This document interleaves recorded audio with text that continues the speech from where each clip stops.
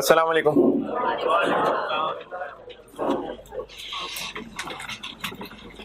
दुरूद शरीफ पढ़ लो।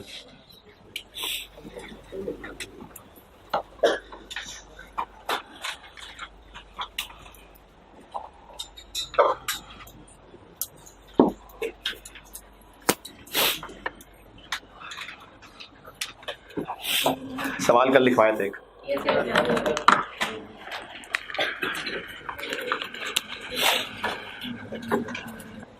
अच्छा, मैंने कल वेटेड एवरेज रेट निकालने के लिए ना कल एक काम किया था कि यूनिट्स लिए थे और उनकी अमाउंट ली थी और अमाउंट का सम किया था और यूनिट्स का सम किया था, फिर टोटल अमाउंट को टोटल यूनिट से डिवाइड कर दिया था।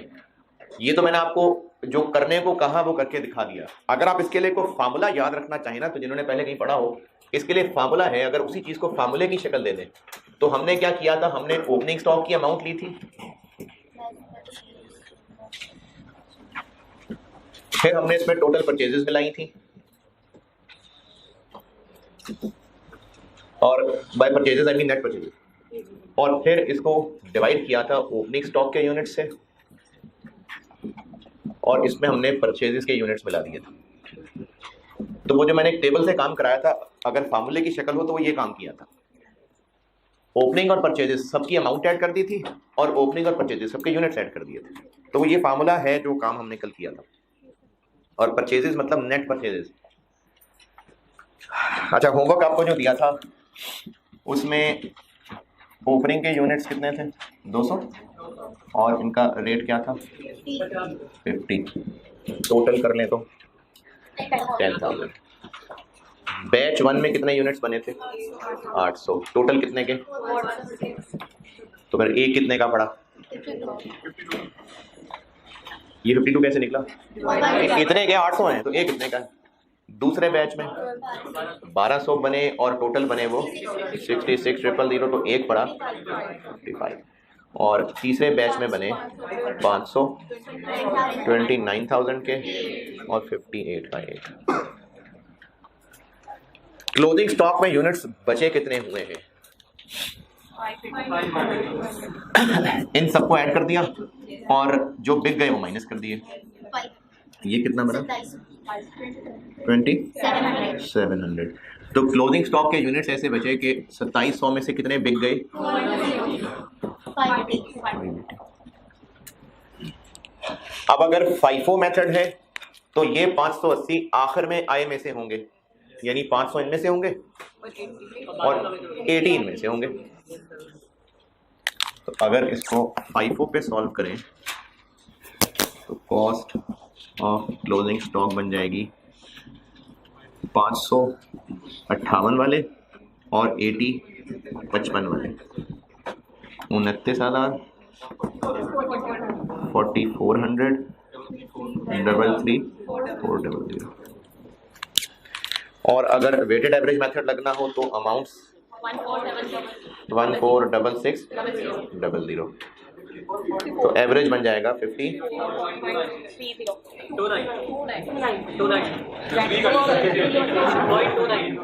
29 से आगे क्या चल रहा है?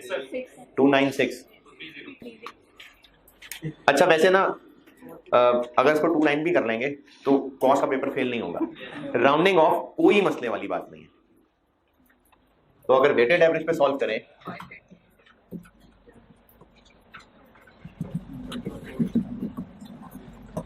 $580 इंटू 54.3 31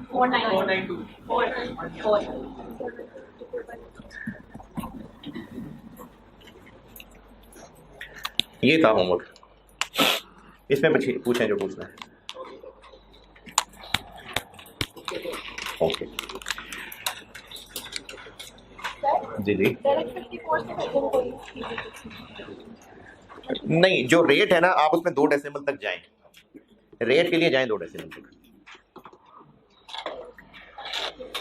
अच्छा, फिनिश गुड्स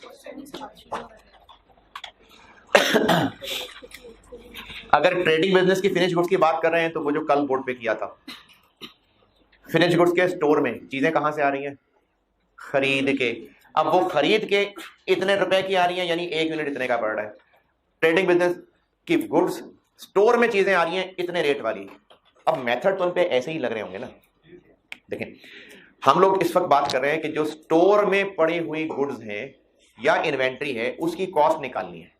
फाइफो मेथड हो तो क्या करना है, जो बचे हुए हैं वो उनमें से देखें जो लेटेस्ट में इन हुए थे, और वेटेड एवरेज हो तो क्या करना है, एक एवरेज रेट निकालना है। ओपनिंग प्लस जितने आए उन सबको मिला के एक एवरेज रेट निकालना है। अब मैं ये बता रहा हूं कि ये जो हम इस वक्त फाइफो और वेटेड एवरेज पढ़ रहे हैं, ये बात हो रही है जो स्टोर में पड़ी हुई चीजें उनकी कॉस्ट।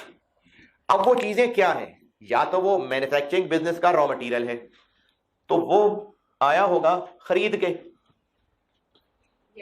और उसका जो पर यूनिट रेट निकला होगा वो प्रैक्टिस क्वेश्चन 1 की तरह निकला होगा कि हमने इतने यूनिट्स खरीदे थे, टोटल ट्रांसपोर्टेशन फलाना फलाना डाल के इतने बने थे, तो 1 यूनिट इतने का पड़ रहा था।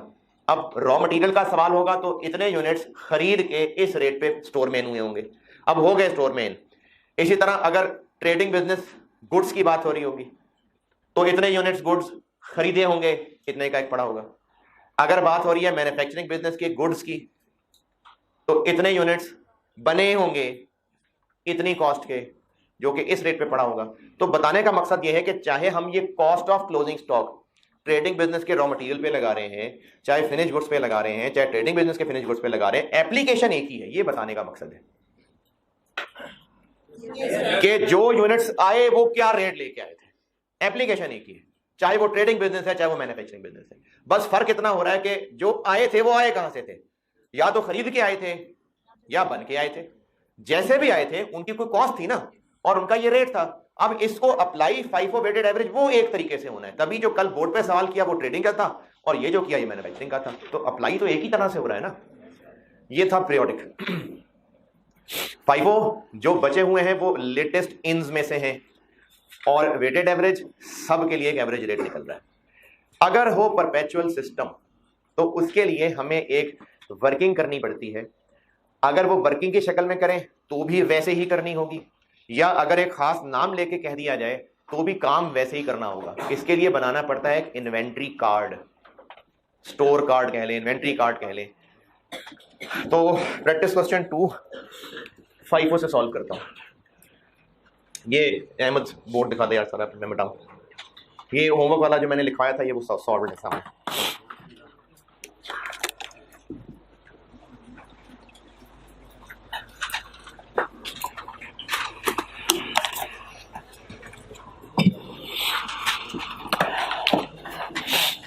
अच्छा, वो ऑनलाइन ग्रुप में बच्चों ने कहा था किसी ने कि आप ना स्टूडेंट जो सवाल पूछते हैं उनकी हमें आवाज़ नहीं आ रही होती, तो बेटा आप बस ये समझ लिया करें कि वो काम का नहीं था सवाल। नहीं, मेरा मतलब है कि वो सबके लिए जानना को बहुत जरूरी नहीं था, क्योंकि जो काम का सवाल होता है वो मैं सवाल दोहरा दिया करता हूँ। तो अगर मैंने नहीं दोहराया तो आप इग्नोर करें उसको, वरना मैं सवाल दोहरा देता हूँ।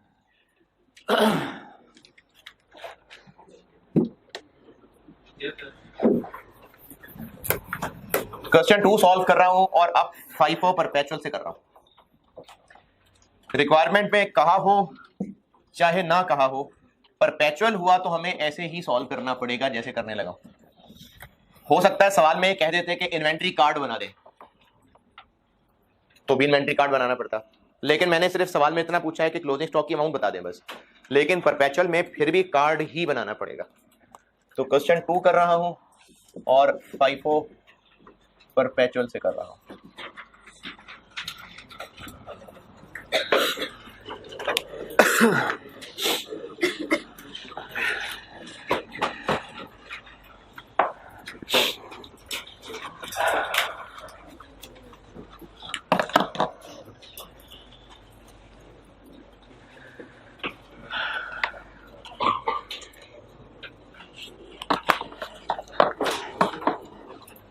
परपेचुअल से सॉल्व करने के लिए ट्रांजैक्शन की डेट्स होनी जरूरी है। पीरियोडिक के लिए डेट इतनी जरूरी नहीं थी, तरतीब पता हो काफी है। जैसे मैंने कल जो होमवर्क में सवाल लिखवाया था, मैंने इसमें ये तो नहीं बताया था कि जो यूनिट्स बने हैं वो किस किस डेट को बने, तो फिर फाइफो कैसे लगाया? वो पीरियोडिक था ना, परपेचुअल थोड़ी करना था। पीरियोडिक में डेट जरूरी नहीं होती, वो हम कर सकते थे। तो ये कैसे पता चलेगा कि पुराने कौन सा नए कौन सा? बैच 3 बैच 1 से पहले तो नहीं बना होगा, तो तरतीब ही पता चल रही थी। तो पीरियोडिक में तरतीब पता चल रही है काफी है, लेकिन परपेचुअल के अंदर ट्रांजैक्शंस की डेट्स होनी जरूरी है। आपने हो सकता है इसको अगर पहले पढ़ा हुआ है तो थोड़े डिफरेंट फॉर्मेट से पढ़ा हो, कोई बात नहीं, इसका कोई स्टैंडर्ड फॉर्मेट नहीं है, एक फॉर्मेट मैं भी बना देता हूं।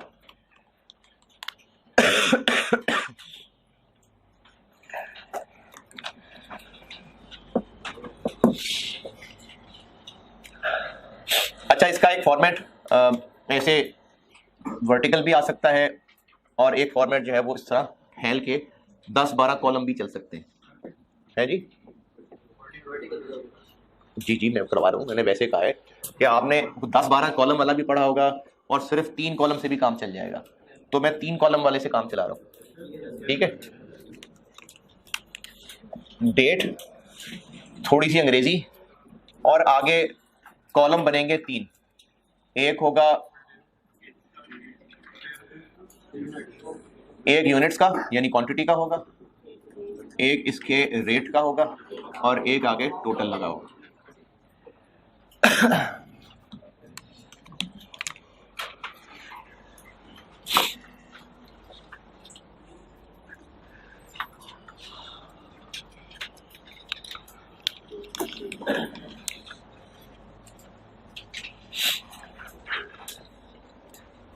इसमें सबसे पहले हम लोग पहली तारीख का अप्रैल है ना, तो सबसे पहले हम इसका अप्रैल का स्टार्टिंग पॉइंट लिखेंगे जिसको ओपनिंग बैलेंस कह लें।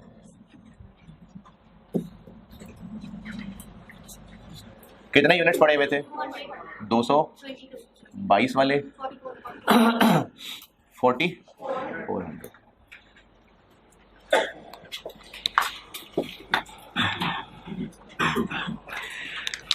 अच्छा, मैं ना आपको कुछ 2-3 ट्रांजैक्शंस अपडेट करके दिखाऊंगा।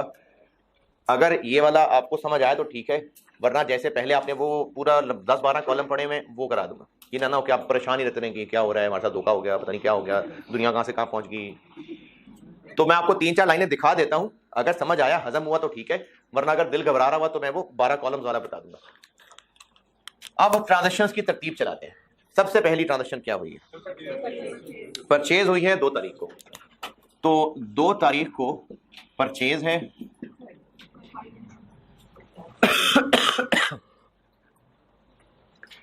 कितने यूनिट्स खरीदे? 500 यूनिट्स खरीदे। कितने के? 25। कितने बन गए? 12,500।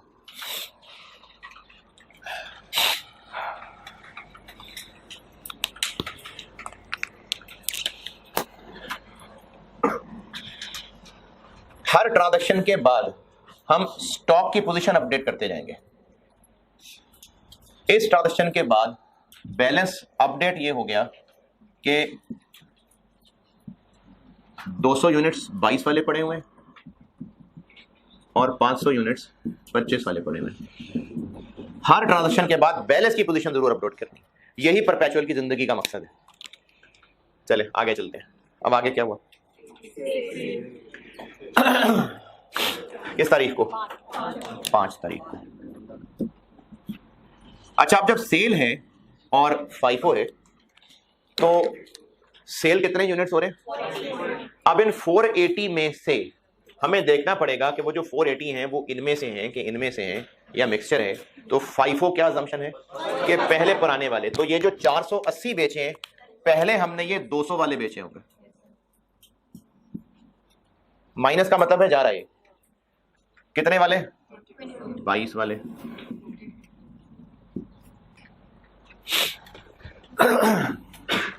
लेकिन बेचे तो 480 हैं, तो वो जो बाकी 280 हैं वो इसमें से बेचे होंगे। 25 वाले 7000। अब इस ट्रांजैक्शन के बाद फिर बैलेंस हम अपडेट करेंगे, और बैलेंस अपडेट ये हुआ कि 200 तो गए, 500 में से 220 रह गए, 25 50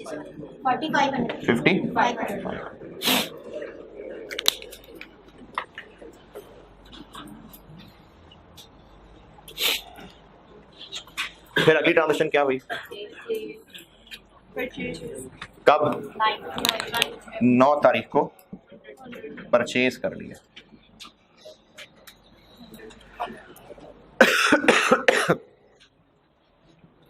कितने परचेज किए?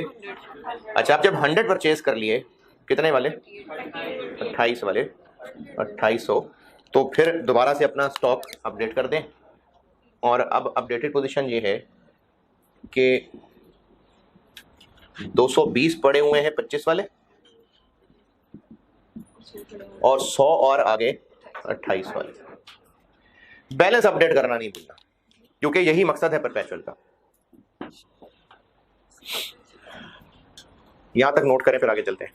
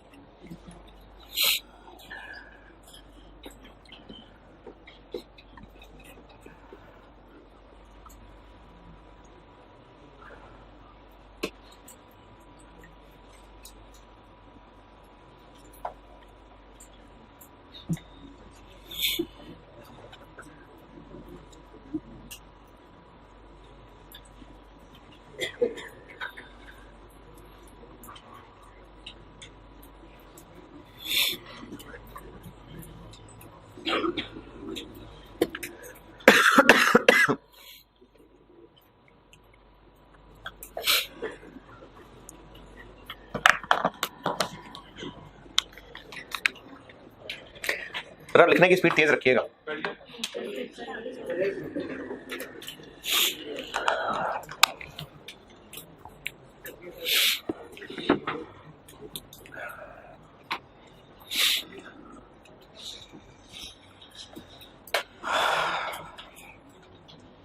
जी बेहतर तो है कि हर ट्रांजेक्शन के बाद करें, दिन के बाद भी कर सकते हैं, लेकिन बेहतर है कि हर ट्रांजेक्शन के बाद करें, क्योंकि अगर आपने हर ट्रांजेक्शन के बाद अपडेट नहीं किया और सेल करने लगे तो पता ही नहीं बचे कितने हुए हैं, तो किस में से करेंगे। तो इसलिए हर ट्रांजेक्शन के बाद करेंगे। जल्दी जल्दी जल्दी कर रहे हैं ना यार, अभी लोग कर रहे हैं, इतने सारे करते नजर आ रहे हैं, तो इसलिए रुका हूं ना।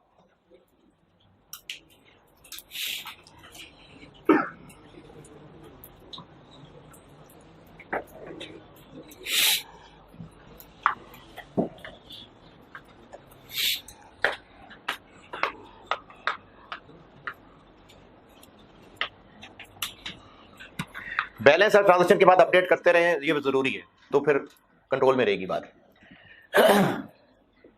चलें आगे। फिर 9 तारीख के बाद क्या है? 10 तारीख को हो गई है परचेज रिटर्न। इसी से आगे चल रहा हूं।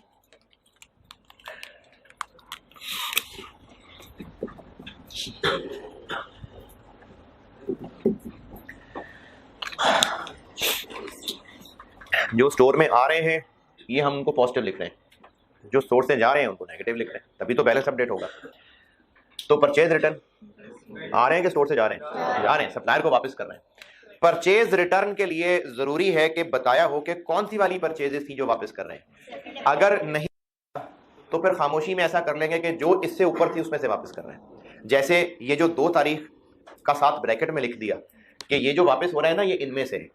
अगर ये तारीख ना बताई होती कि किन में से है तो फिर हम इसमें से मान लेते, जो अभी अभी परचेज किया था फिर उसमें से वापस कर रहे हैं। लेकिन बता दिया 2 अप्रैल वाली। ये क्यों बताना जरूरी है?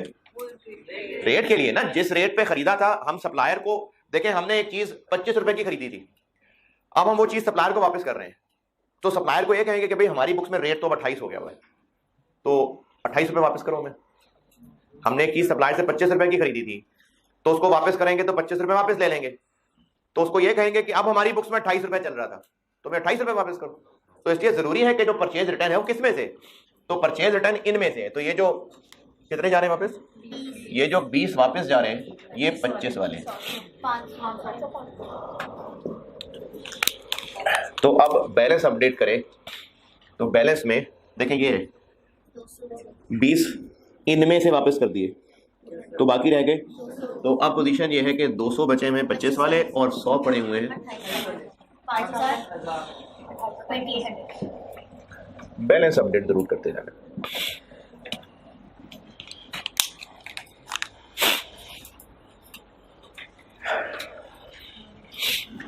फिर 10 तारीख के बाद 15 तारीख को हो गई सेल,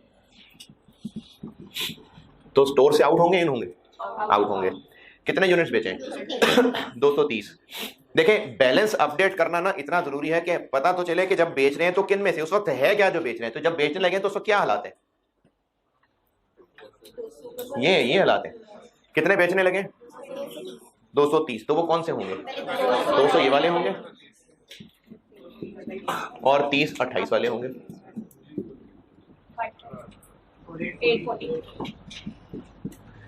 तो अब बैलेंस की पोजीशन रह गई, ये 200 गए, इसमें से 70 रह गए 28 वाले 196। ये बैलेंस अपडेट है।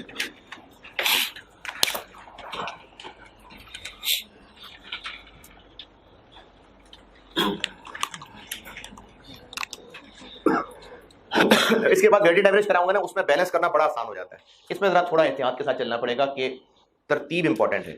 ये 200 नीचे नहीं लिखना ना, ये ऊपर रहेंगे। तो फाइफो में बैलेंस का बहुत एहतियात रखना है, क्योंकि फाइफो है ही ये कि फर्स्ट इन फर्स्ट आउट। तो पता तो हो कि देखिए बुजुर्गों की इज्जत नहीं करेंगे ना तो फाइफो नहीं लगेगा, पता हो कि इनमें से बुजुर्ग कौन से हैं। तो इसलिए इसमें एहतियात से बैलेंस रखना पड़ेगा। वेटेड एवरेज में आसान होगा ये बहुत। आगे तो आउट हो रहे हैं कि स्टोर में इन हो रहे हैं? आउट हो रहे हैं। किस तारीख को? 19। 40 यूनिट्स वो लेके जा रहा है, तो यही 28 वाले ही है। अच्छा, अगर ये पोजीशन होती और ड्राइंग हो रही होती तो फिर वो इनमें से लेके जा रहा होता। तो ओनर कहता है कि नहीं मैं तो पुरानी नहीं, मैं नए वाले लेके जाऊंगा। ओनर है, मर्जी, उसका बिजनेस की मर्जी। हाँ जी, फाइफो है ना। ये जो हम जब ये कह रहे हैं ना कि ये पुराने वाले पहले बिक रहे हैं, तो क्या वाकई फिजिकली भी पुराने वाले पहले बिक रहे हैं? नहीं, बस हमारा मेथड है, अजम्पशन है बस। तो इसकी ड्राइंग्स भी पुराने वाले में से ही चल रही हैं। क्या जी? Rate latest given? हाँ नहीं, वो क्यों कहेगा 28 वाली में से होंगी? अच्छा, पहली बात तो ये कि ऐसा क्यों होगा?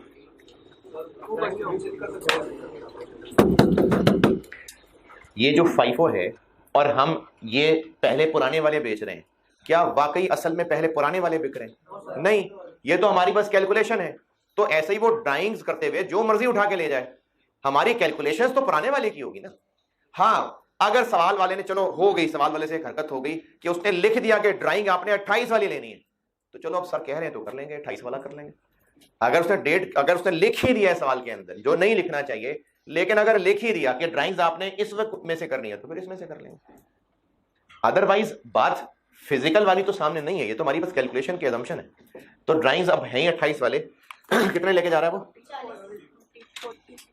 40। 11 बैलेंस अपडेट करना नहीं, बैलेंस की पोजीशन रह गई कि 30 हैं 28 वाले।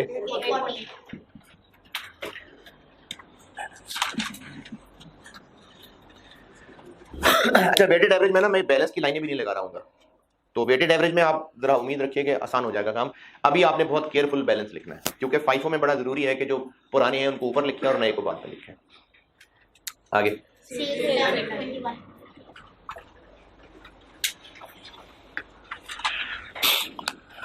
जी, 21 को क्या हो रहा है? Cell return. स्टोर में इन हो रहे होंगे कि आउट हो रहे होंगे? स्टोर में इन हो रहे होंगे, क्योंकि सेल रिटर्न क्या हो रही है? कस्टमर को चीजें बेची थी, कस्टमर वापस करके जा रहा है, तो स्टोर में इन हो रही है, तो मैं पॉजिटिव लिखूंगा। कितने यूनिट्स आ रहे हैं? 60 और 10 मतलब 70 यूनिट्स आ रहे हैं। अच्छा, ये चीज इंपॉर्टेंट है, जो लोग लिखने में बिजी हैं इस वक्त, पहले वो लिख लें। मैं यहाँ रुक जाता हूँ, पहले आप यहाँ तक पहुंच जाएं, लेकिन सुनिएगा सारे जब मैं बताऊंगा। लिख रहे हैं तो लिख लें, मैं रुक गया हूँ, लिख लें।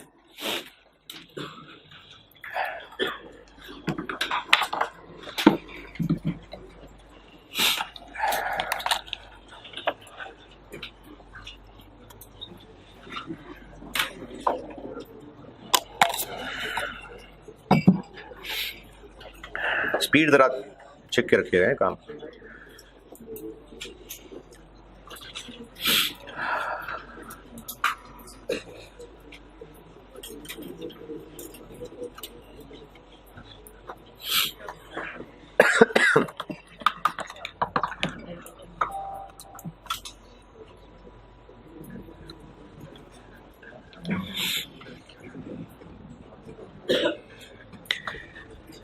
अच्छा, ये जो इधर सामने दुनिया बैठी हुई है, इनमें से कितने हैं, बाय रेजिंग योर हैंड्स बताइएगा, जो इंट्रो एग्जाम्प्ट वाली कॉम है? अच्छा, सही। अच्छा, इन्हीं लोगों में से अब वो बताइएगा जिन्होंने इंट्रो पढ़नी भी नहीं शुरू की थी, मतलब वो बिल्कुल ही खुशियां मनाते हुए जहां आ गए हैं। एक दो लोग हैं बस। ये बाकी लोगों ने पढ़नी शुरू कर दी थी या कमजोरी की वजह से हाथ नहीं उठा पा रहे? पढ़नी शुरू कर दी थी। अच्छा, क्या रिजल्ट के बाद कितना को चल गया हुआ था ये काम जब है? नहीं, आखिरी महीना तो। अच्छा, डबल एंट्रीज पूरी हो गई हुई थी और इन्वेंट्री पढ़ ली थी कि नहीं पढ़ ली थी? फाइनल अकाउंट तक पहुंच गए थे। डेप्रिसिएशन, टूटी फूटी इनकम स्टेटमेंट की शक्ल, ये भी नहीं पढ़ी थी? पढ़ ली? नहीं पढ़ी थी।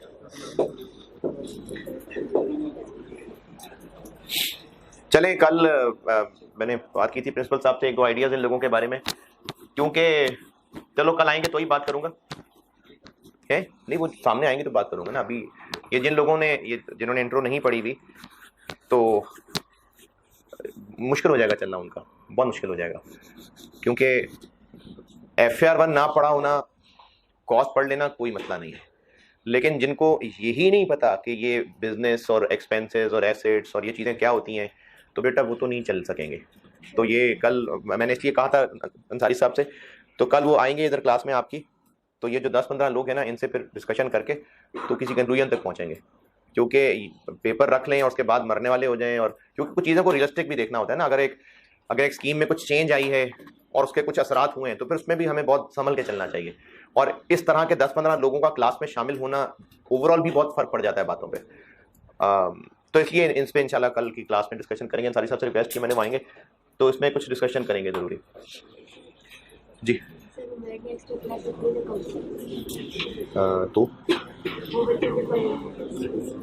तो चलें कल करेंगे इसके बाद। अच्छा, ये इंट्रो एग्जाम वालों को निकालने नहीं लगा, मैं आपको वैसे बता रहा हूँ कि इस पे करेंगे कल को डिस्कशन।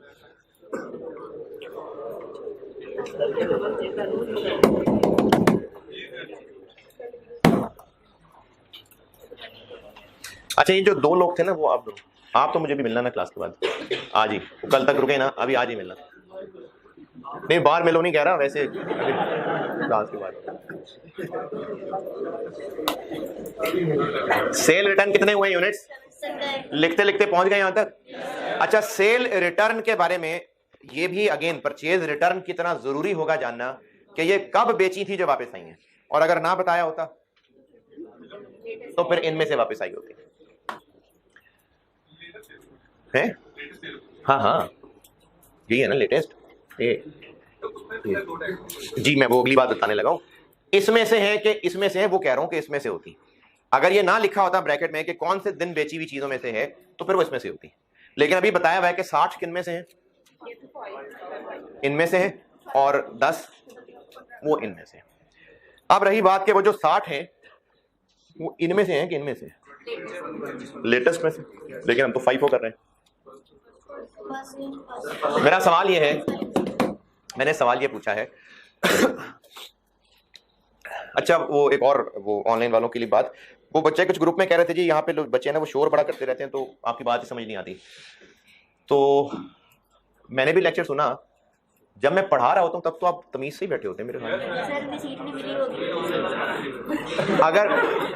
अगर नहीं तो वो थोड़ा लिहाज कर लिया गया, मतलब वो वाकई अगर उनको बच्चों को मसला है तो ये जो आप खुसर फुसर भी कर रहे होते हैं ना, ये जो आपकी खुसरे फुसरे ना, ये भी शोर बन जाता है। तो एटलीस्ट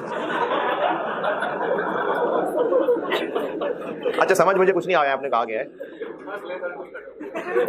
अच्छा चलेगा। तो ये जो शोर लग रहा होता है ये ऑनलाइन वाले बच्चों को, ये पढ़ाने वाला नहीं है, पढ़ाते के दौरान नहीं बोल रहे होते ये लोग।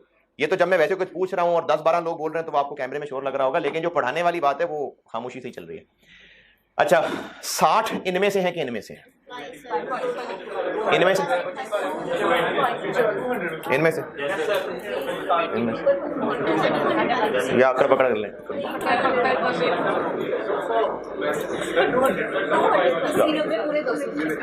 अच्छा इसका फैसला कैसे करना है, इसके लिए आपको कॉन्सेप्ट बताता हूं और फिर रटा बता देता हूं। ये जो 60 वापस हुए हैं, बेचे कितने थे? 480 ना।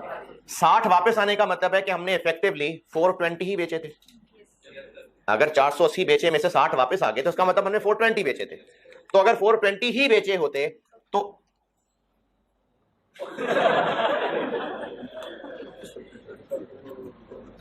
अगर 420 ही बेचे होते तो कैसे बेचे होते? 200 और 420।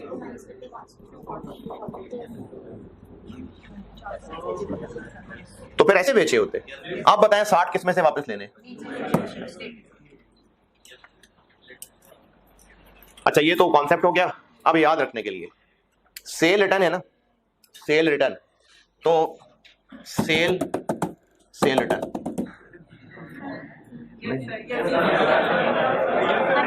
देखें सेल हो रही थी, अब रिटर्न होगी। तो जैसे सेल लिखी हुई है रिटर्न वापस चलना शुरू कर दे। नहीं यार ये कह के तो और मुश्किल में डालोगे। लाइफो क्या होता है? अच्छा लाइफो क्या होता है, ये तो और मुश्किल हो जाएगी बात। और वो भी लाइफो नहीं है, तब लास्ट इन, ये इन है। LIFO means last in first out, तो ये इन्स तो नहीं है।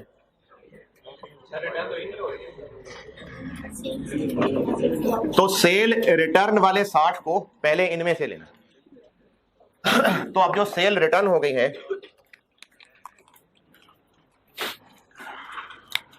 60 25 वाले हैं, सेल रिटर्न इन हो रहे हैं, यानी 25 वाले और 10 28 वाले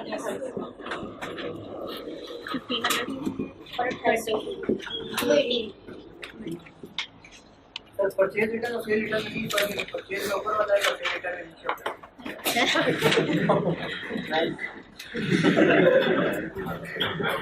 परचेज तो देखें इसमें आप यहाँ से बताएं जी, बताएं। ये ब्लैक में लिखे ना 500 ये है, 100 ये है, बताएं। हाँ ठीक है, शाबाश, सही है, अच्छा सवाल पूछे। मैं ये चाह रहा था आप ये पूछें। सवाल एक पूछा है स्टूडेंट ने कि अगर ऐसा होता कि ये जो परचेज हुई है ये और ये दोनों ही 2 अप्रैल को होते, तो फिर हम उसको कुछ इस तरह से लिखे होते। 2 अप्रैल परचेज के आगे हमने लिखा होता 525 वाले और 128 वाले। हो सकता है 2 अलग अलग दुकानों से खरीदे होते, तो ऐसा हो सकता था। अब अगर परचेज रिटर्न करनी है तो फिर सवाल वाला बताएगा कि किस दुकान को वापस कर रहे हैं, क्योंकि जरूरी है ना जानना हमारे लिए। तो पता होगा कि इनमें से कौन से वापस कर रहे हैं, पता होगा ना। हम वापस कर रहे हैं तो पता ही होगा कौन सा वाला वापस कर रहे हैं। दुकानदार से पैसे भी तो लेने वापस जाके, तो परचेज में तो लाजमी पता होगा। चले फिर भी नहीं पता तो उनमें से जिस मर्जी को कर लें वापस। ये मैंने इस 280 को क्यों कहा है उसकी लॉजिक बताइए। अगर 480 बेच के 60 वापस आ रहे हैं, मतलब हम 420 बेच रहे हैं। तो जब 420 बेच रहे हैं तो इसका मतलब 200 ये वाले बेच रहे हैं और 220 इसमें से बेच रहे हैं। ये तो लॉजिक है। परचेज रिटर्न में तो कोई लॉजिक नहीं है, वो तो बताएगा किस दुकान पे वापस करने हैं, तो बताना चाहिए किस दुकान पे वापस करने हैं। तो इसलिए परचेज के लिए ऐसी कोई तरतीब नहीं है, बताना चाहिए।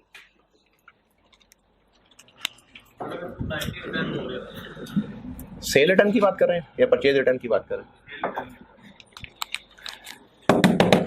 ये जो बेचे थे 480, इनमें से अगर 290 वापस आ रहे होते तो ये सारे आ जाते, 10 उसमें से आ जाते। अच्छा अब बैलेंस को जरा केयरफुली अपडेट करें। बैलेंस को अपडेट कर रहा हूं मैं।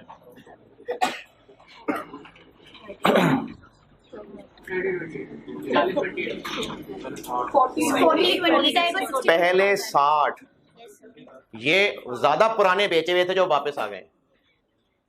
दोबारा देखें, हमने जब अपने स्टोर में रखने हैं तो वो जो बेचे हुए वापस आ गए तो ये असल में पुराने वाले हैं ना जो वापस आए हैं, तो इनको फिर आप सबसे ऊपर रखें।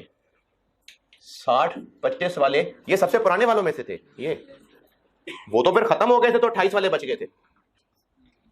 देखें ये हमारे पास 22-25 वाले चल रहे थे, फिर बिकने के बाद 22 वाले खत्म हो गए, 25 वाले रह गए, फिर उसके बाद 28 वाले आए तो 25 वाले भी बिक के खत्म हो गए, रही 28 वाले गए। तो अब जो वापस आए हैं 60, ये कौन से हैं? ये वो पुराने 25 वाले हैं। अब वो पुराना जब वापस आ गया स्टोर में तो उसको पहले लिखे ना, फिर तो फिर पहले 60 आएगा 1500, फिर बाकी 28 वाले 40 हो, 1120।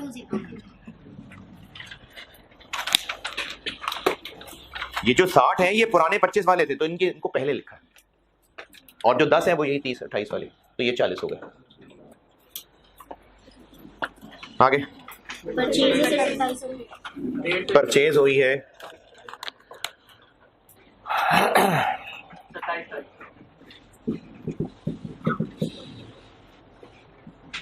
कितने जी? 150। कितने वाले? 4500। तो अब बैलेंस हो गया 60 पहले पड़े हुए हैं, 40 और हैं और 150 और हैं, 25, 28 और 30, 1500, 1120 और 4500। बैलेंस एहतियात से अपडेट करना है, बैलेंस अपडेट करेंगे सही तो FIFO ठीक लगेगा।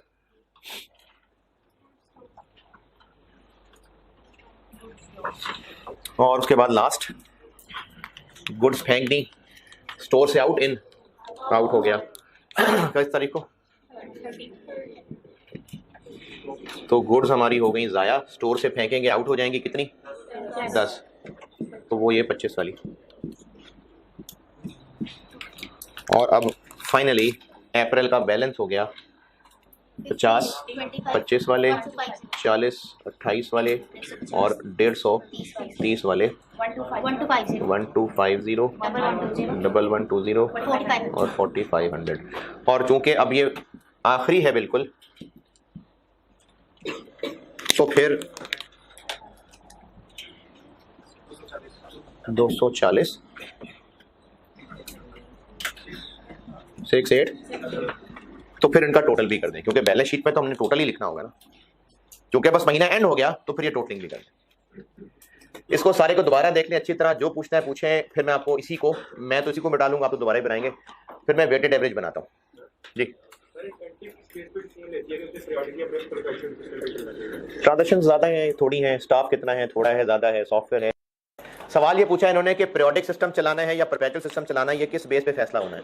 तो वो अपने रिसोर्सेज देख के फैसला होना है, ट्रांजैक्शंस देख के फैसला होना है। अगर गिनती की ट्रांजैक्शंस ही बहुत थोड़ी होती हैं तो वो रिकॉर्ड क्या, उसको वैसी गिनती पे याद होगा कितनी चीज़ें, लेकिन अगर ट्रांजैक्शंस बहुत ज़्यादा हो रही हैं तो फिर बेहतर है कि वो, फिर इसी तरह से जितना ज़्यादा सेंसिटिव मसला है चीज़ें खरीदना, तो हमें फ़ौरन पता होना चाहिए कितनी चीज़ें रह गई हैं, ताकि फिर सप्लायर से बात करें तो उसमें परपेचुअल होना चाहिए। तो मल्टीपल फैक्टर्स हो सकते हैं।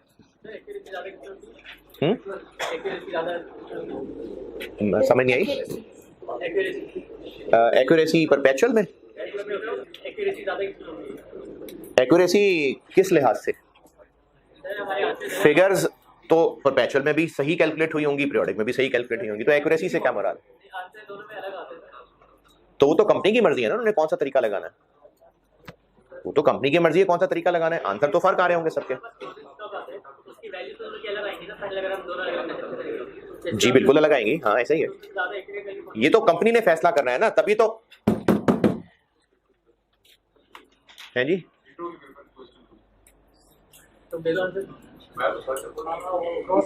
ये क्या तरीका है? मतलब आप लोग आपस में क्लास में बैठ के क्यों डायरेक्ट हो रहे हैं दूसरे से यार?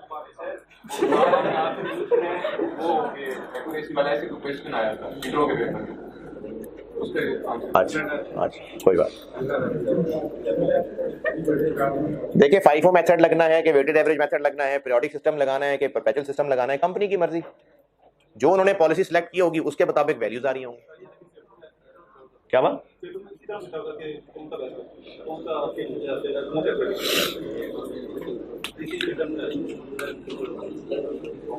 वो सवाल दिखाएंगे तो पता चलेगा मुझे, मैं ऐसे कैसे कह दूं कि एक्यूरेट था कि नहीं था। यहां तक बताएं कुछ पूछना है तो जी।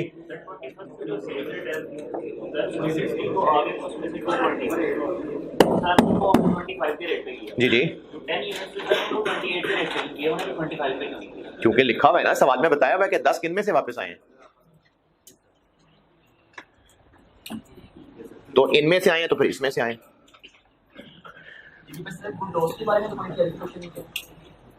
तो 5 हो, बाहर ही फेंक रहे हैं ना, तो 5 हो, जो भी आउट हो रहा है 5 हो।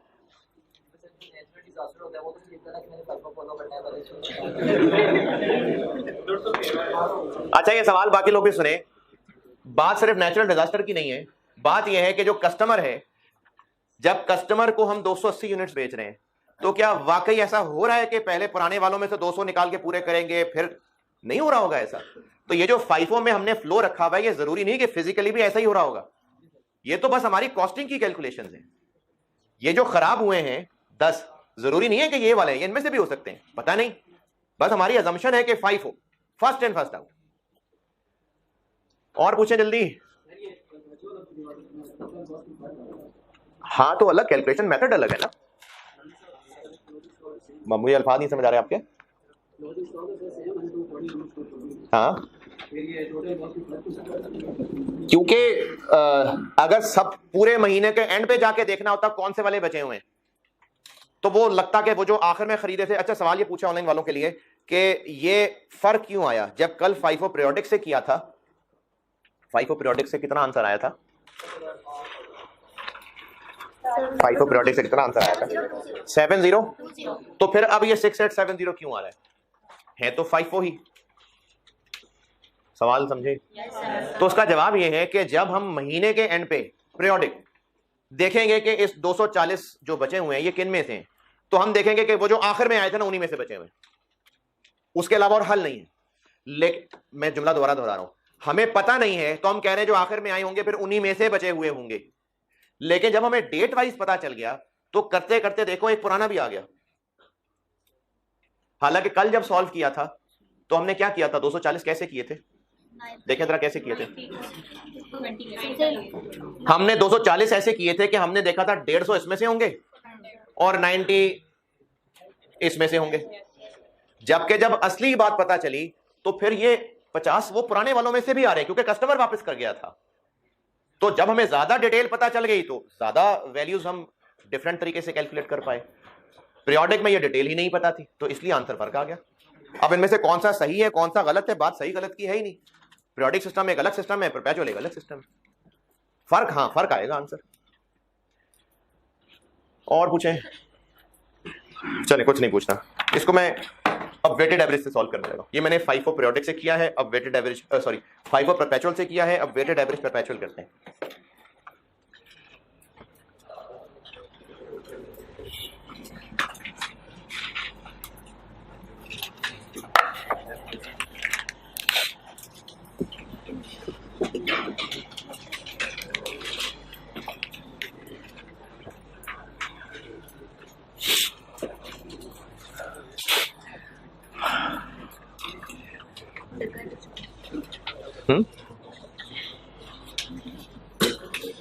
अच्छा, वैसे पीरियोडिक और परपेचुअल स्टूडेंट की नजर से नहीं पूछ रहा, स्टूडेंट तो जवाब में सुस्ती गालिब आ जाएगी। वैसे ज्यादा बेहतर तरीका पीरियोडिक सिस्टम होना चाहिए कि परपेचुअल? परपेचुअल, क्योंकि इसमें ज्यादा डिटेल इंफॉर्मेशन अवेलेबल है। तो पीरियोडिक परपेचुअल में परपेचुअल बेहतर होता है।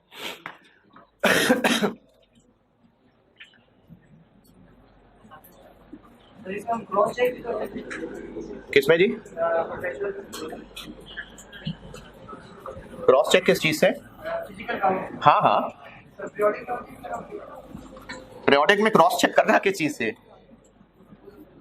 पीरियोडिक में क्रॉस चेक करना किस चीज को है? फिजिकल को किससे टैली करना है?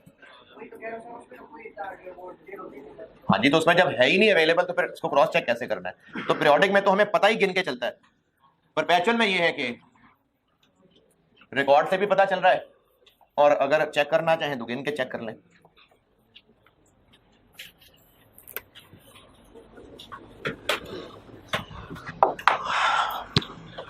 वेटेड एवरेज में जगह भी कम लगती है और जल्दी होता है। वेटेड एवरेज में भी हम बैलेंस साथ साथ अपडेट करते जाएंगे।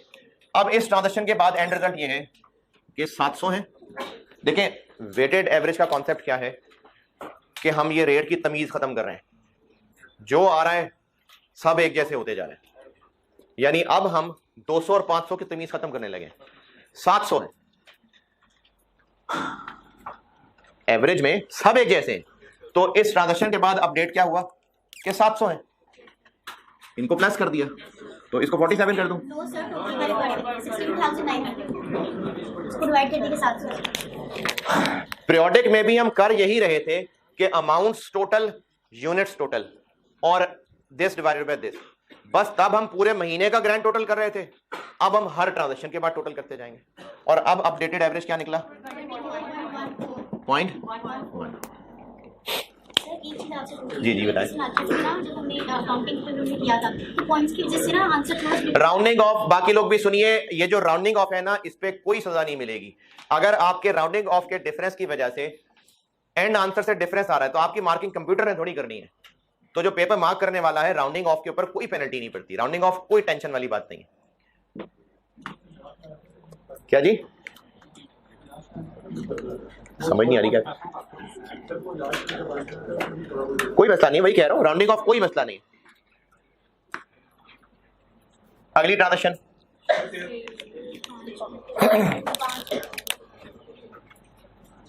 अच्छा पहले तो मैं बैलेंस को ऐसे डबल लाइन लगा के बंद कर रहा था ना, क्योंकि उनको हमने अलग अलग रखा था, इतने इतने यूनिट्स वाले, इतने रेट वाले, इतने यूनिट्स, इतने रेट वाले। अब बस बैलेंस होता जाएगा, बस अब 700 है। सेल हो रही है कब? सेल कितने यूनिट्स? वो यही वाले ही हैं, सब बराबर हो गए हैं। 480, 24.14 वाले 11587। अब क्या रह गई पोजीशन?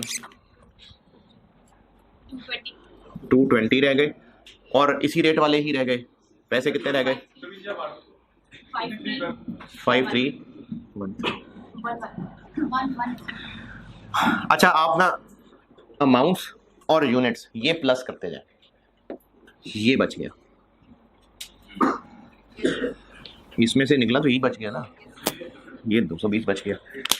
रेट यही 24.14 ही है।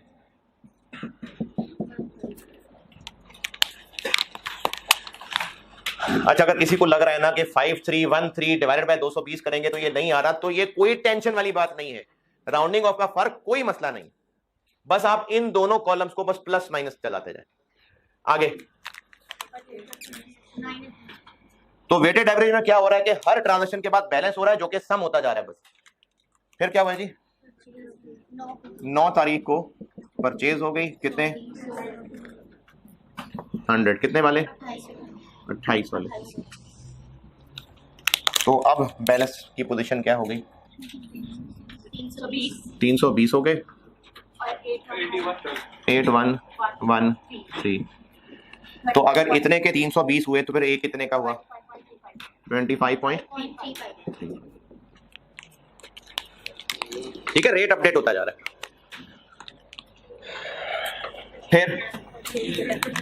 फिर परचेज हो गई रिटर्न, और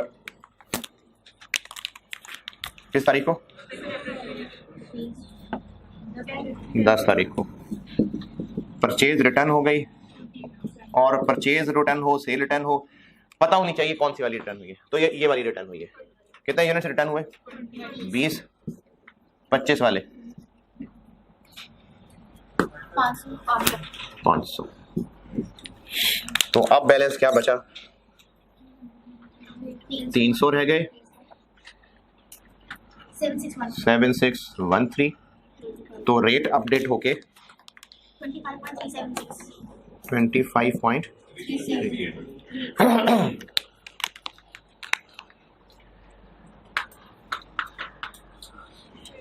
ये जो प्लस माइनस लग रहे हैं ये इन आउट है, बस जो स्टोर में इन हो रहा है वो प्लस हो रहा है, जो आउट हो रहा है वो माइनस हो रहा है। पूछना है कुछ?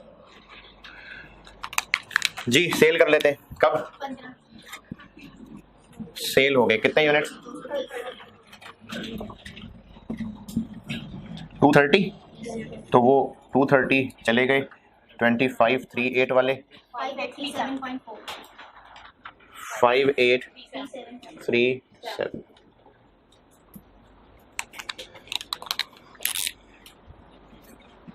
ये बैलेंस का वर्ड भी बेशक ना लिखे बार बार, पता ये लाइन लगा के बैलेंस ही कर रहे हैं हम।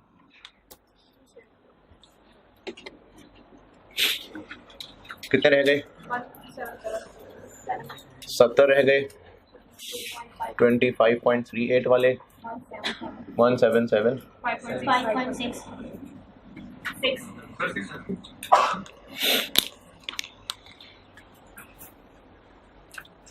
फिर ड्राइंग्स हो गई 19 तारीख को 40 1015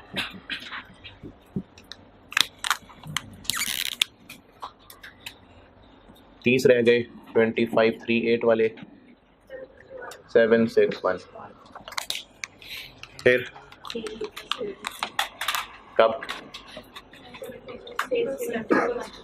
21 को सेल रिटर्न। यहां तक पहुंचे, फिर सेल रिटर्न बताता हूं।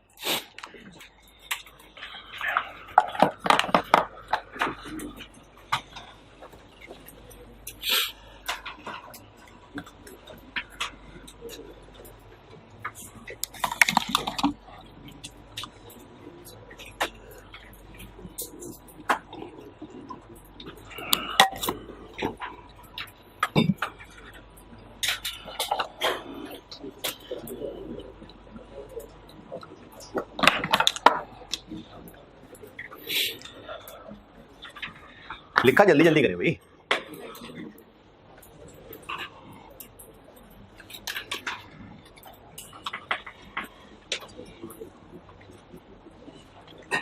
कितने से रिटर्न हुए? 70 नहीं लिख देना, क्योंकि रिटर्न के लिए जरूरी है कि जिस रेट पे बेचे थे उसी पे वापस होंगे। तो इन 60 को किस रेट पे बेचा था? अच्छा, किस रेट पे बेचे से मुराद मेरी ये नहीं है कि कस्टमर को कितने का बेचा था, हमारे रिकॉर्ड्स में वो किस कॉस्ट के ऊपर बिका था। तो जो 60 है वो किन में से है? इनमें से, यानी इस रेट के ऊपर उनको रिकॉर्ड किया हुआ है, तो फिर वापस भी इसी रेट पे लेंगे। तो 60 हमारे पास स्टोर में वापस आ जाएगा 24.14 वाला 1448। और इसी तरह से 10 कौन से हैं जो वापस आ रहे हैं? ये वाले, तो उनको इस पे आउट किया था तो इसी पे वापस लेंगे 254। सेल रिटर्न जिस रेट पे हमने रिकॉर्ड की थी, सॉरी सेल रिटर्न करते हुए उसी रेट पे उसको वापस इन करेंगे। और अब बैलेंस ये बना कि ये हो गए 100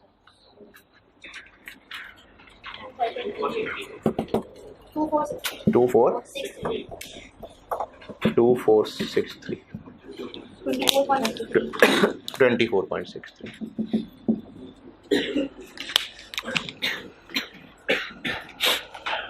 फिर क्या हुआ? 27 तारीख को खरीद के ले आए, कितने? 30 वाले 4500। तो अब स्टोर में ये पोजीशन आ गई कि 250 6963। तो फिर एक कितने का है? 27.85। वेटेड एवरेज पीरियोडिक में क्या था कि हम महीने के बाद फिर सबके एंड कैलकुलेशन करके एक रेट निकाल रहे हैं। परपेचुअल में क्या है कि हर ट्रांजैक्शन के बाद रेट अपडेट होता जा रहा है। देखें, फाइफो में भी और वेटेड एवरेज में भी, चाहे परपेचुअल हो चाहे पीरियोडिक हो, काम एक ही हो रहा है। यहां पर भी हम काम वही कर रहे हैं जो वेटेड एवरेज पीरियोडिक में कर रहे थे। क्या? अमाउंट्स ऐड, यूनिट्स ऐड और रिवाइज्ड रेट। बस पीरियोडिक में महीने के एंड पे कर रहे थे, यहां पर हर ट्रांजैक्शन की बात कर रहे हैं। किया यही है, अमाउंट ऐड, यूनिट्स ऐड और रेट। तो वेटेड एवरेज में रेट अपडेट होता जा रहा है और फाइफो में तरतीब का ख्याल रखना। फिर आगे क्या हुआ? 30 को 10 यूनिट्स फेंक दिए और वो यही वाले हैं।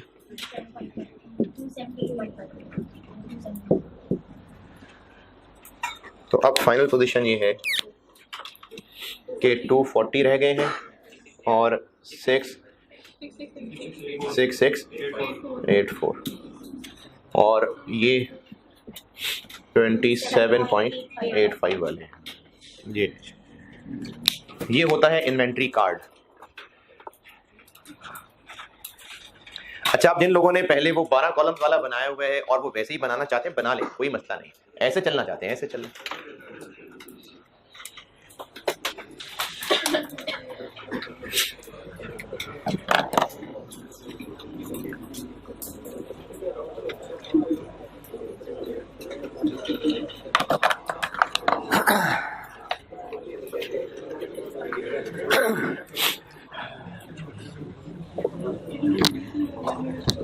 यहां तक की समरी दोबारा, हमने इस चैप्टर में अभी तक ये किया है कि इन्वेंट्री पड़ी। इन्वेंट्री क्या होती है? इन्वेंट्री है किसी भी वक्त जो हमारे स्टोर में पड़ी हुई चीजें हैं, वो इन्वेंट्री है। चाहे वो मैन्युफैक्चरिंग बिजनेस है तो उसकी इन्वेंट्री 3 शक्लों में है। एक रॉ मटेरियल है जो स्टोर में पड़ी है, और एक फिनिश गुड्स है जो स्टोर में पड़ी है, और वर्क इन प्रोसेस वो है जो मशीनों के अंदर मौजूद है। और इस पे हमने तफसील से बात नहीं की है क्योंकि इसको प्रोसेस कॉस्टिंग में जाकर डिस्कस करना है। ट्रेडिंग बिजनेस है तो बस गुड्स की फॉर्म में पड़ी है। ये है इन्वेंट्री। अब इस इन्वेंट्री की अमाउंट क्या होगी? लोअर ऑफ कॉस्ट और एनआरवी। तो उसके लिए कॉस्ट पता हो और एनआरवी पता हो। कॉस्ट पढ़नी शुरू की। कॉस्ट के लिए आपको बताया कि इन्वेंट्री जहां जिस हालत में है वहां तक लाने के लिए, संभाले रखने के लिए नहीं, वहां तक लाने के लिए क्या क्या खर्च हुआ था, ये कॉस्ट है। फिर उसके बाद ये चीज पढ़ी कि हर ट्रांजैक्शन में पर यूनिट कॉस्ट तो सेम नहीं आ रही थी, तो साल के एंड पे अगर चीजें बची रह गई हैं यानी क्लोजिंग स्टॉक, तो उनकी कॉस्ट हम कौन सी समझें। तो उसके लिए कहा था कि अगर ये सब मुख्तलिफ तरह की चीजें हैं तो बिजनेस को पता ही होगी उनकी कॉस्ट, लेकिन अगर एक जैसी हैं तो उसके लिए फाइफो और वेटेड एवरेज, इन दोनों में से कंपनी की मर्जी कौन सा मेथड लग रहा है, और उसकी फिर मैंने आपको कैलकुलेशंस सिखाई हैं। यहां तक पहुंचे हम अभी, ठीक है, यहां तक अभी पहुंचे। अब यहां से आगे बढ़ते हैं। कॉस्ट हो गई calculate, FIFO weighted average cost calculate हो गई। अगला काम करते हैं, अब एनआरवी कैलकुलेट करते हैं, net realisable value, NRV. Cost calculation खत्म, प्रैक्टिस बहुत है।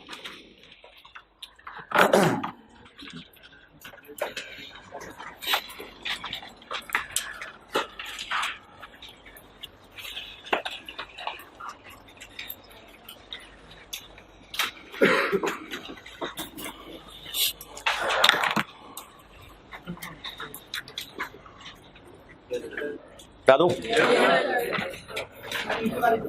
है जी?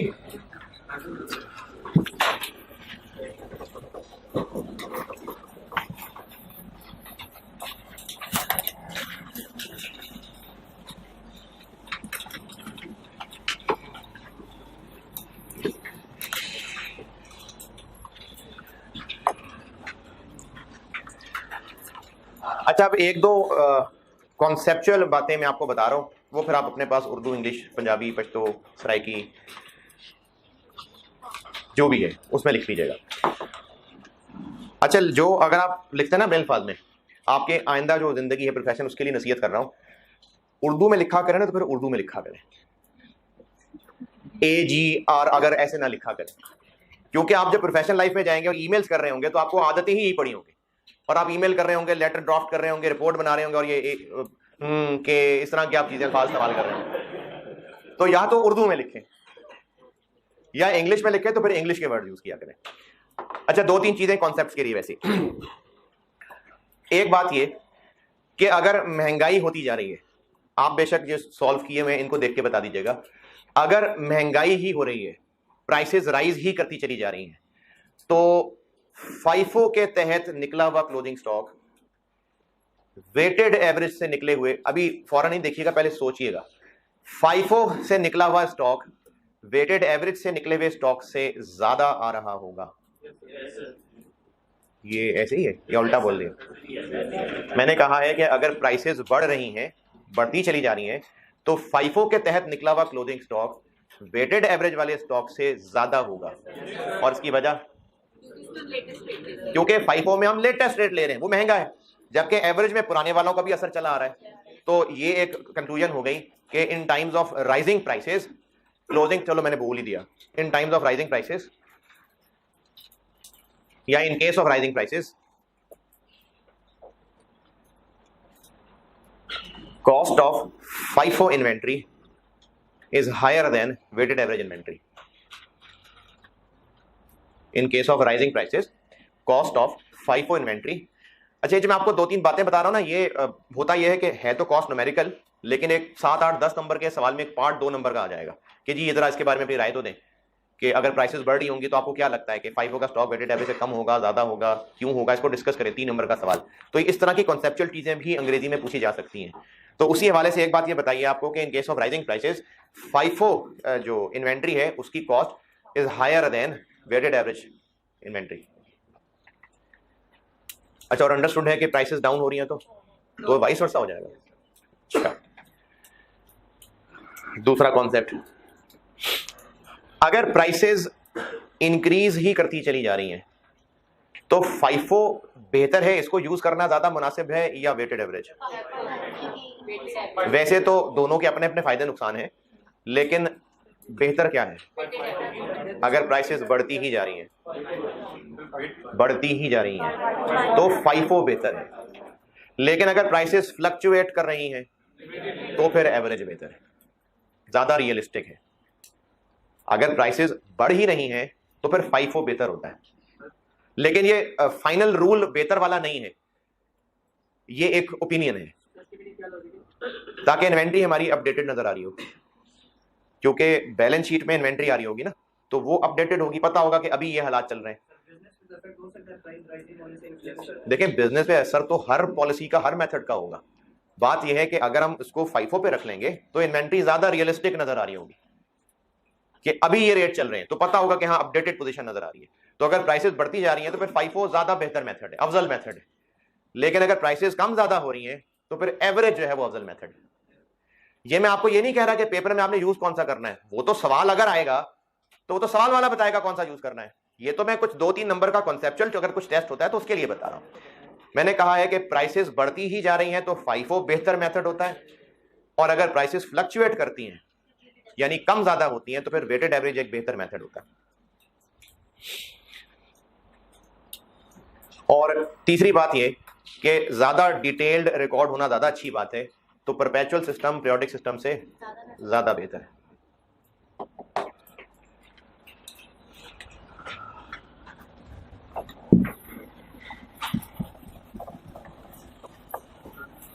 तीसरा मैंने बताया है कि जितनी ज्यादा डिटेल रिकॉर्डिंग हुई होगी उतना अच्छा है, तो इसलिए परपेचुअल बेहतर है पीरियोडिक से।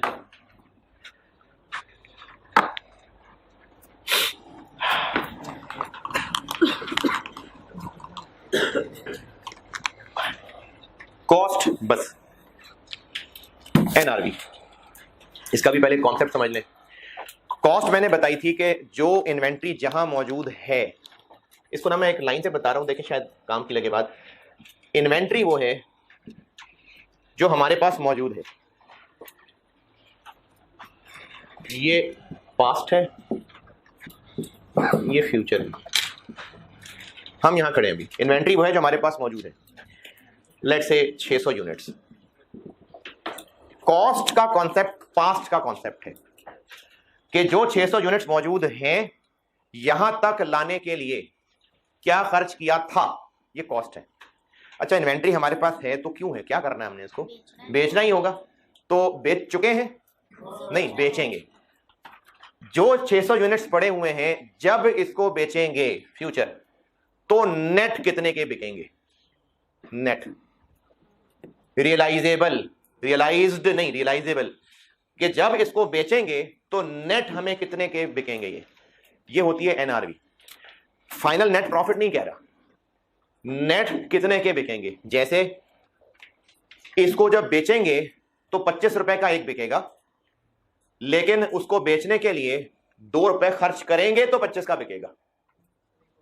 दोबारा सुने, हमें ये 600 खरीद के लाने में 17 रुपए के पड़े थे, ये 17 क्या है? कॉस्ट। लेकिन जब इनको बेचेंगे तो 25 का बेच लेंगे, 2 मजीद खर्च करेंगे तो 25 का बिकेगा, तो NRV है 23। ये एक अलग बात है कि इसमें 6 रुपए का फाइनली प्रॉफिट है, इसको नहीं डिस्कस कर रहे अभी हम कह रहे हैं कि अब से ऑनवर्ड जो फ्यूचर में होगा, क्या इतने का बिकेगा, इतना खर्चा होगा, इनका नेट NRV होती है। तो जो चीजें हमारे पास इन्वेंट्री मौजूद है यहां तक लाने के लिए क्या खर्चा हुआ था, कॉस्ट। अब यहां से ऑनवर्ड जब बेचना होगा तो नेट हमें क्या मिल रहा होगा, ये एनआरवी होती है। एनआरवी का कॉन्सेप्ट ये है। अब फार्मूला बनाना है तो फार्मूला बना लेते हैं।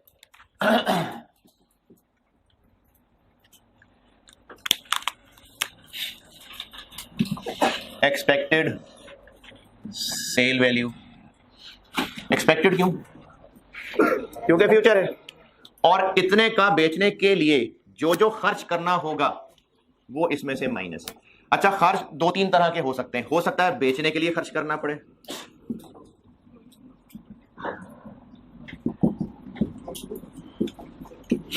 हो सकता है चीजें अभी जिस हालत में हैं इनको पहले मुकम्मल करेंगे तो बेचेंगे, कॉस्ट टू कंप्लीट।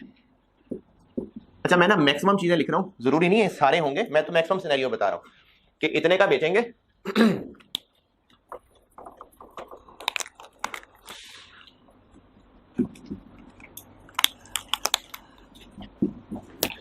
लेकिन इतने का बेचने के लिए इतना और खर्च करना होगा। कर चुके? नहीं, करना होगा। NRV is about future.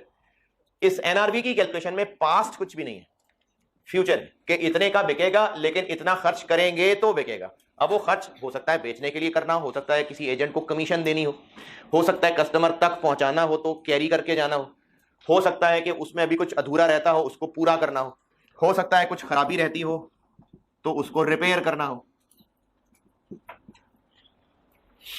हो सकता है खराब है चीजें, रिपेयर करना हो अभी। ये हो गया ना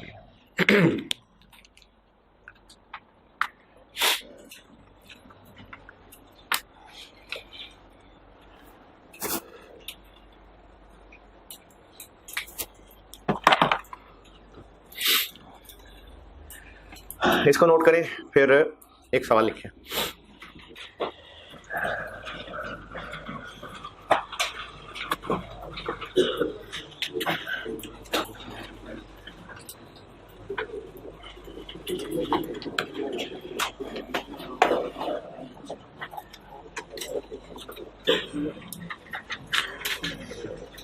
क्लोजिंग स्टॉक, सवाल लिखें। Closing stock 500 units, 500 units closing stock. Cost per unit, cost per unit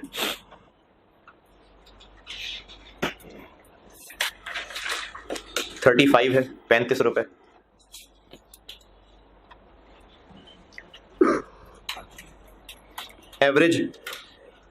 average selling price through out the current year, average selling price through out the current year, यानी इस साल में हम जितने का बेचते आए हैं नॉर्मली वो बेचते आए हैं हम 50 रुपए का। पूरे साल में ऑन एन एवरेज हम 50 रुपए का बहरहाल ये बेचते आए हैं, पीस 50। However,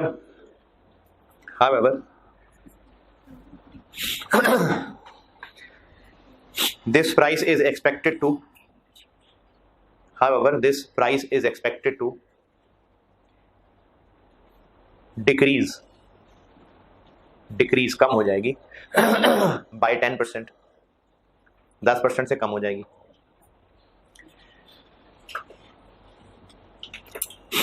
कैरेज आउटवर्ड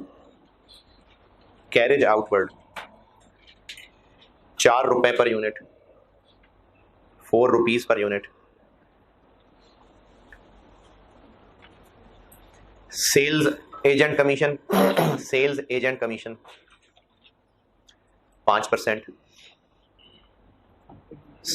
का कमीशन 5% है। चलिए अभी बता दें कि इन 500 यूनिट्स की टोटल वैल्यू क्या रखेंगे हम बैलेंस शीट में। इन 500 यूनिट्स की टोटल वैल्यू क्या रखेंगे, क्या होगी वैल्यू? कॉस्ट और एनआरवी में से लोअर। चलें करें, 2 मिनट लगे करें।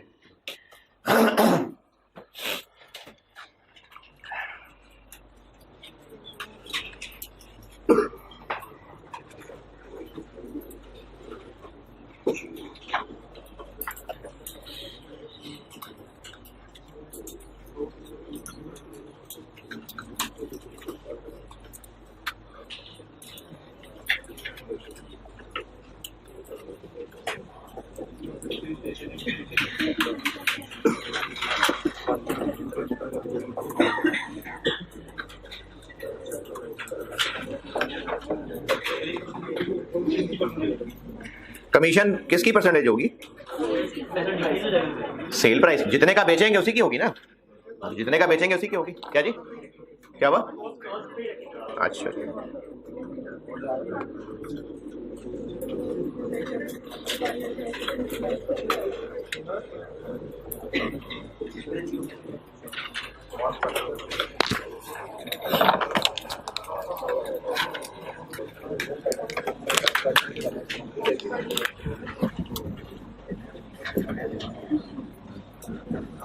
पहले कितने का बेचते रहे? 50 का, तो अब 45 का बेचेंगे। कमीशन कितनी देंगे? 5%। 45 का 5%, 2 पॉइंट। फिर कैरेज कितना पड़ेगा कस्टमर तक पहुंचाने के लिए? 4 रुपए। तो एनआरवी बन गई 38 पॉइंट। ये है एनआरवी और कॉस्ट है 35। तो हम इसके ऊपर रखेंगे, तो वैल्यू हो जाएगी of inventory 500 units into 35। In notes में से क्वेश्चन नंबर 3 कल करके आइएगा। ये जो आपको प्रैक्टिस क्वेश्चन दिए हैं इनमें से क्वेश्चन 3 कल करके आइएगा। कल मुलाकात होगी इंशाल्लाह।